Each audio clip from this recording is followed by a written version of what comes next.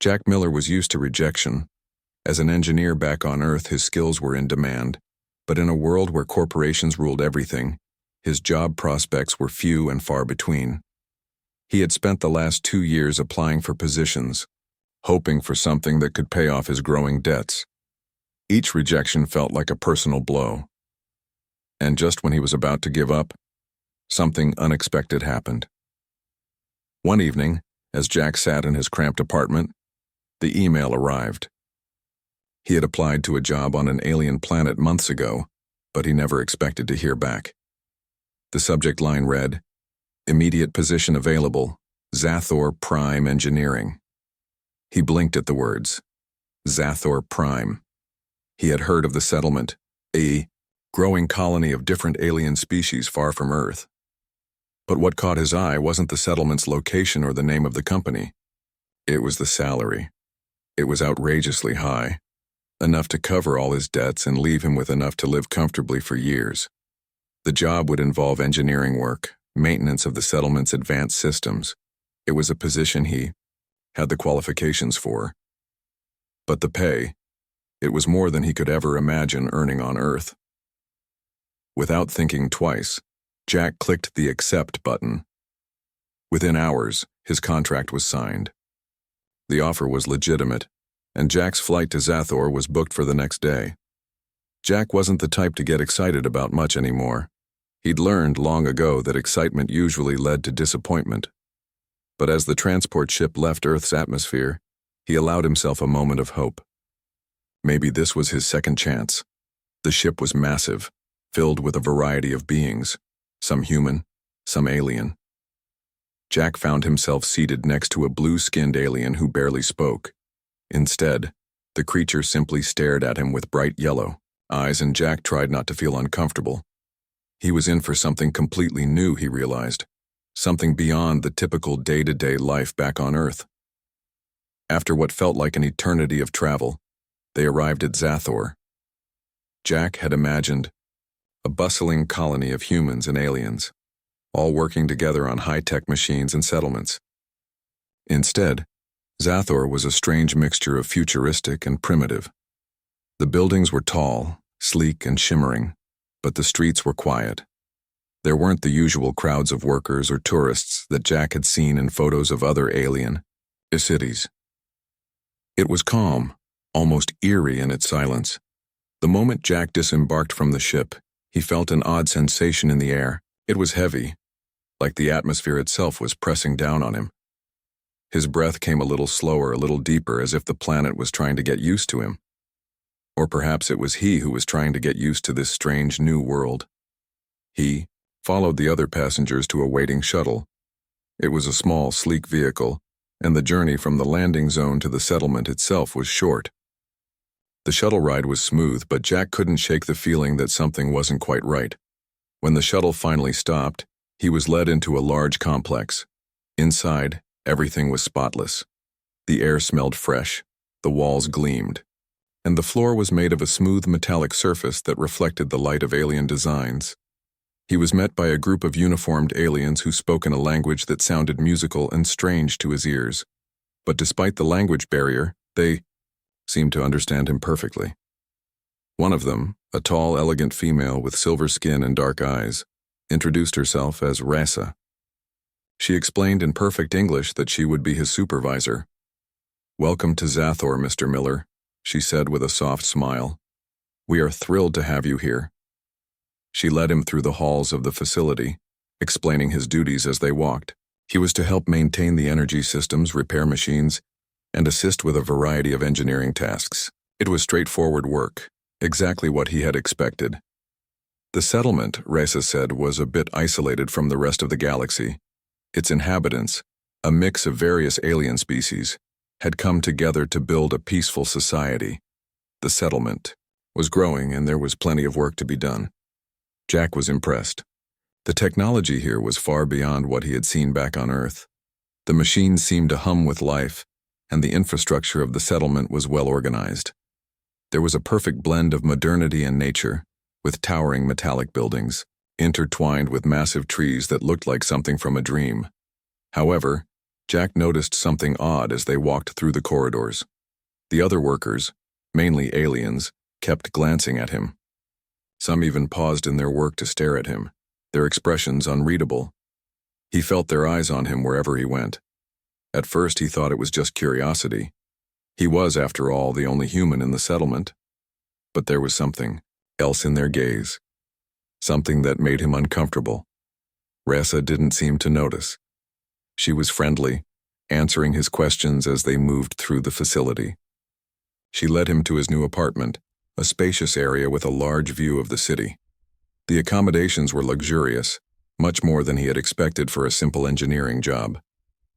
"You'll be comfortable here," she said, as she handed him a data pad showing him the schedule for his first week of work. Jack nodded, but as she left, he couldn't shake the feeling that there was something more to this job than what he had been told. Later that evening, Jack tried to relax in his new apartment. He lay on the bed, staring out the window at the vast landscape of Zathor. The city lights below twinkled like stars, and the distant mountains stood tall and imposing in the background. It was beautiful, and for the first time in a long while Jack felt at peace. That peace, however, didn't last long. A soft chime interrupted his thoughts. He opened the door to find Ressa standing outside. She smiled, but there was something different about the way she looked at him. Her eyes lingered a little longer than necessary, her expression oddly intense. "There's one more thing I need to explain to you," she said, stepping inside. Jack felt a knot tighten in his stomach. It wasn't the warm, welcoming expression he had seen earlier. There was something else in her gaze, something unreadable. She handed him a small glowing device, one that looked unlike anything he had ever seen. "This is your identification device. It's required for all workers on Zathor. It will also be used to monitor your work performance." Jack accepted the device, trying to hide the discomfort he felt. "You'll find that we value our workers highly here," Ressa continued, "but there's one thing we expect from you above all else." Jack raised an eyebrow. "What's that?" Ressa's smile widened, but her eyes didn't soften. "You'll find out soon enough, Mr. Miller." As she turned and left the room, Jack couldn't help but feel a growing unease settle deep within him. What was this place really about? The next morning, Jack was ready to begin his work, but as he entered the main control room, he couldn't shake the strange feeling that something was off. The aliens he passed no longer seemed curious. They seemed interested in him. The looks they gave him weren't just of curiosity. They were calculating. He tried to focus on the task at hand, but it was hard to ignore the uncomfortable tension in the air. That evening, after his first full day of work, Jack returned to his apartment. He was tired but couldn't sleep. Something about this place, the people, the way they watched him, didn't sit right with him. As he lay on the bed trying to push the thoughts from his mind, a question began to form in his mind. Why was everything here so perfect? Why was his job paying so well? What was the real reason they wanted him here? The answers were out of reach for now, but one thing was certain. He wasn't going to find peace until he discovered the truth about this settlement. And so, as the lights of Zathor flickered outside his window, Jack prepared for the journey ahead. Whatever the truth was, he had a feeling it was darker than he could have imagined. Jack had never been one to easily feel out of place. But as the days went by on Zathor, that uneasy feeling he had on the first day only grew stronger. He had arrived full of hope and excitement for a fresh start, but now, something about the settlement felt off. His work was straightforward enough. He spent his days maintaining the energy systems, fixing machinery, and assisting the alien engineers with various tasks. The technology was far more advanced than anything he had ever seen on Earth, and Jack was fascinated by the efficiency and complexity of the systems he was working on. The alien workers were polite, friendly, and efficient, but it was the way they treated him that bothered him. At first, it was just odd looks, short glances exchanged between workers as he passed. They didn't seem to be looking at him in the same way they looked at each other. But soon, it became more. Women, mostly, would stop to talk to him. They spoke in soft, melodic voices, but Jack could never quite understand what they were saying. He'd smile politely, but their gaze would linger just a bit too long, a little too intense for comfort. And it wasn't just the women. Even the men were acting strangely. They would approach him and ask about Earth, about humans, and Jack could tell they weren't just curious about his species. They were studying him. At first, he thought it was just the novelty of a human living among them. But as the days passed, he began to feel more and more like an object of study, not a person. It was the stares that got to him the most. Every time he entered a room, every time he walked down the hall, there were eyes on him. Their looks weren't just inquisitive, they were predatory. Jack couldn't shake the feeling that something was wrong, but he didn't know what. He couldn't ask anyone who would believe him. He was just a human engineer, after all, in a strange alien settlement. One morning, as Jack was working in the control room, Raisa came in. She was her usual polite self, but there was something in the way she carried herself that caught Jack's attention. Her movements were slower, more deliberate than usual. She paused beside him for a moment, her gaze lingering on him in a way that made his skin crawl. "Mr. Miller," she said, her voice soft, but her tone was more serious than he had ever heard. "How are you adjusting to your work here?"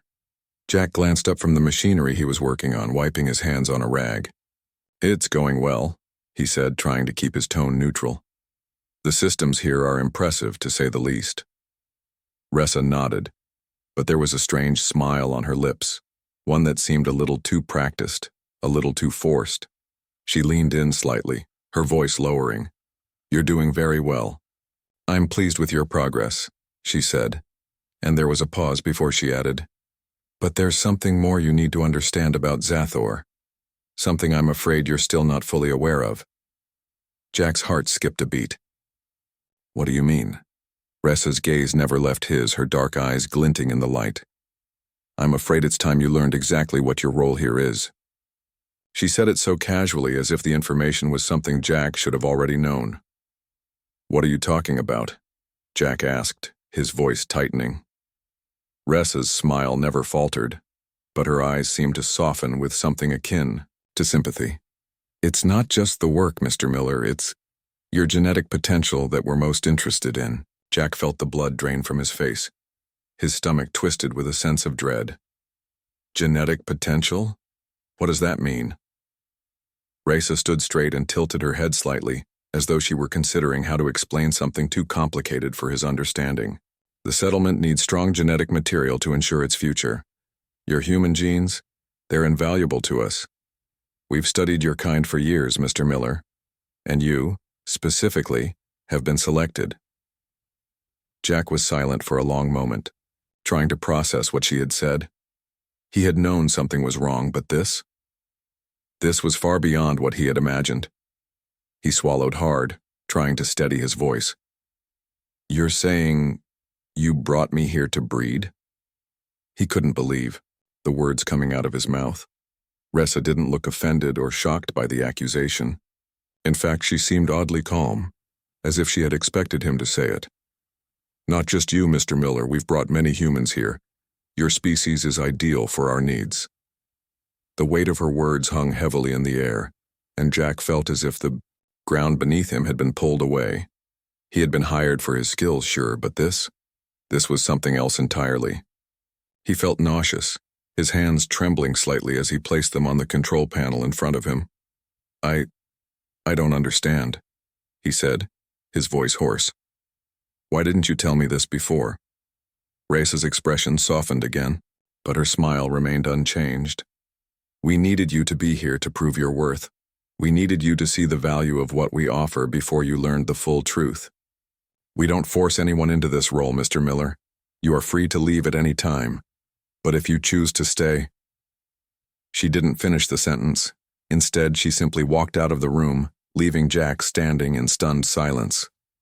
The next few days were a blur. Jack couldn't focus on anything.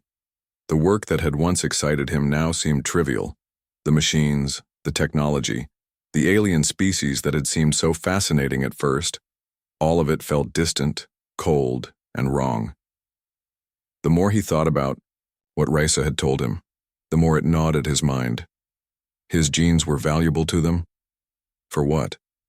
to repopulate their species, to give them the genetic diversity they needed? It was absurd. But the worst part? The worst part was that Jack didn't know what to do about it. He had nothing, no way of contacting Earth, no way of escaping this strange world. And if he did leave, what was out there waiting for him? Would they let him go? Or was he a prisoner, bound by some invisible force?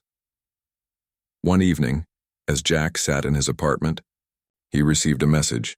It was from Raessa, and it contained a time and place for a meeting. With a heavy sigh, Jack knew he couldn't avoid it. He had to face her, face what this place had become. He couldn't keep running from the truth. The meeting was set in a quiet, secluded room at the heart of the settlement. Raessa was already there when Jack arrived, standing by a large window that overlooked the sprawling city below. The artificial lights of the city glowed faintly, casting an eerie calm over the place.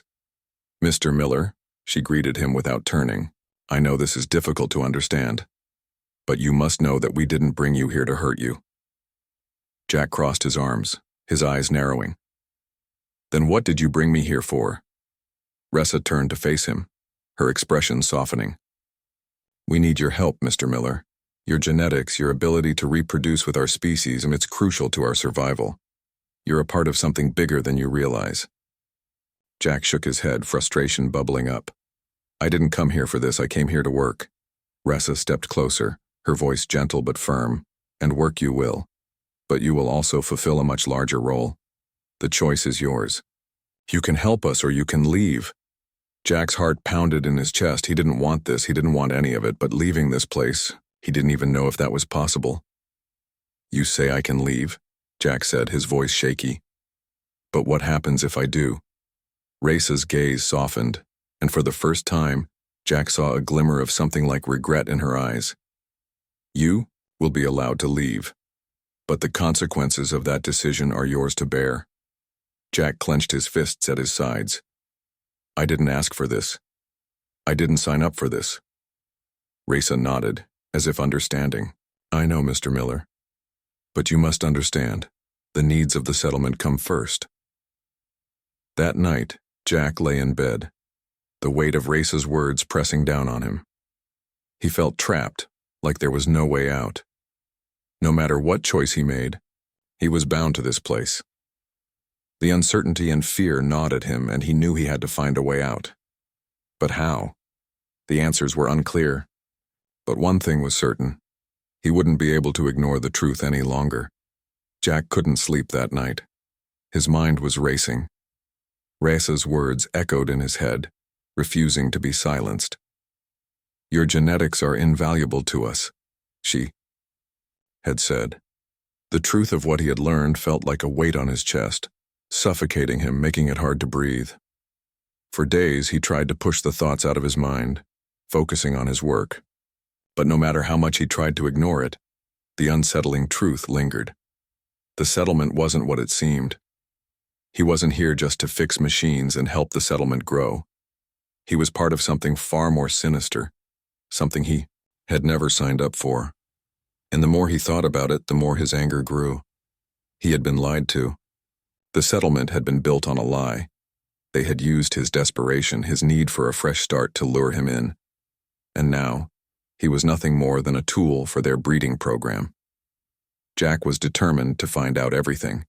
He couldn't just sit back and accept his fate, but what could he do? He didn't know anyone here. He had no connections, no allies. Everyone seemed to be either part of the system or too afraid to speak up. He couldn't leave. Not yet, at least. The thought of walking away, of giving up everything he had fought for, made him sick. But staying here, in a place where he wasn't even treated as a person, that was something he couldn't accept either. He had to find a way to escape, or at least make sure the truth came out. A few days later, Jack was called into Raessa's office again. She was waiting for him when he arrived, sitting behind a desk that was far too sleek and sterile to feel comforting. The walls were lined with screens showing various activities across the settlement. There was a strange, unsettling calm in the air. "Mr. Miller," Raessa greeted him. She didn't offer him a chair this time, as if she expected him to stand, to feel uncomfortable. I trust you've been adjusting to your role here. Jack didn't sit down. Instead, he stood with his arms crossed, glaring at her. I want the truth, Raisa. No more games. What exactly do you want from me? Raisa smiled, her expression unchanged. I told you already. We need your genetic material, Mr. Miller. We've been struggling for years to find suitable partners for our people. Your species is perfect for us. Jack's blood boiled at her words. You brought me here under false pretenses. You told me I was here to work, to help build something, but that was all a lie, wasn't it? Raisa's eyes softened for a moment. I never lied to you, Mr. Miller. You are here to work, but your value goes beyond that. You must understand, this is a matter of survival. The population of Zathor is decreasing. Without new blood, we will die out. Jack felt a lump form in his throat. He didn't want to hear any more of her excuses. He wasn't some breeding machine. He was a person, a human being, and he deserved to be treated like one. This is insane, he muttered, shaking his head. I didn't come here to be part of your genetic program. I came here to work, to make a living, to survive. He paused, staring at her with growing anger. And I won't be a part of whatever this is. Raisa's calmness didn't waver. I understand your frustration, Mr. Miller, but you need to realize that this is not just about you. This is about our entire species. You're here because we chose you. You are vital to the future of Zathor. Jack's hands balled into fists at his sides. I don't care about your future. I care about mine. And if you think for 1 second that I'm going to accept this sick joke, then you've got another thing coming. Raisa leaned forward slightly, her eyes locking onto his. You don't understand. You can't leave. You're not just an employee here, Mr. Miller. You're a part of something much bigger than you realize. You don't have a choice anymore. Jack's heart skipped a beat. What are you talking about? Raisa remained silent for a moment, her gaze intense. You're here because we need you. And if you leave, the settlement will be forced to do whatever is necessary to ensure our survival. We've already lost too many. The silence in the room was suffocating. Jack could feel the weight of her words pressing down on him. It wasn't a threat, it was a cold, hard truth. They wouldn't let him go. His stomach churned as the realization sank in. He was trapped. This wasn't just about genetics. This was about control. And he had no power here. That night, Jack couldn't sleep. The fear, the anger, the hopelessness swirled inside him like a storm. What could he do? He couldn't stay here, not after what he had learned. But he couldn't leave either. What would they do to him if he tried? The more he thought about it, the more the answer seemed clear. He needed to escape. He needed to find a way out before it was too late. But how? He was just one man in an alien settlement. What chance did he have against their systems, their power? But there was one thing Jack had learned in his life. When you have nothing to lose, you have everything to gain. He wasn't going to let them control him, not without a fight. The next day, Jack began to gather information. He watched the workers around him more closely than ever before, trying to find someone who might help him. The workers here were all polite, but most seemed afraid. They would glance at him but quickly look away when their eyes met his. They were all part of the same system, all stuck in the same trap. But Jack knew that someone had to know more. Someone had to be as desperate as he was. He needed to find them. And he did. One evening, after finishing his shift, Jack slipped into the break room and sat at one of the tables, pretending to look at a data pad. A worker, a young alien male who had been quiet around Jack, came in to grab a drink. Jack made eye contact with him and gave a slight nod. The worker hesitated for a moment before approaching Jack. You're not like the others, he said quietly. You figured it out, haven't you? Jack's pulse quickened. Figured what out? The worker lowered his voice even more. What's really going on here? What they're doing with humans? They don't just want workers. They want breeders. He shuddered as if the words disgusted him. Jack leaned in, his heart racing. How do you know all of this? The worker glanced around nervously. I've heard things. I've seen things. It's not just you, you know. There are others. There are many of you. They don't let you leave. They say it's for our survival, but it's really about control. They're manipulating all of us, keeping us in line with promises of safety, of prosperity. But it's a lie. Jack's stomach twisted as the worker spoke. Then we need to get out of here, now. The worker looked at Jack, fear in his eyes. It's not that easy. If you try to leave, they'll stop you. The enforcers are everywhere. You can't trust anyone here, not even the ones who seem friendly. We have to be careful. Jack's mind was spinning, but one thing was clear. He wasn't going to stay here. Not as a prisoner. He had to escape. He had to find a way, no matter what. That night, Jack lay awake, his mind racing. The worker's words were like a spark in the dark, igniting a fire inside him. Escape. It was the only option now. But how? He didn't have much time to figure it out. The truth was out, and he knew that once the settlement realized he was no longer willing to play along, they would act. The clock was ticking. Jack could feel the walls closing in. Every day felt like a battle between his desire to escape and the crushing reality that the settlement would never let him leave. He had spent days gathering information, trying to find a way out.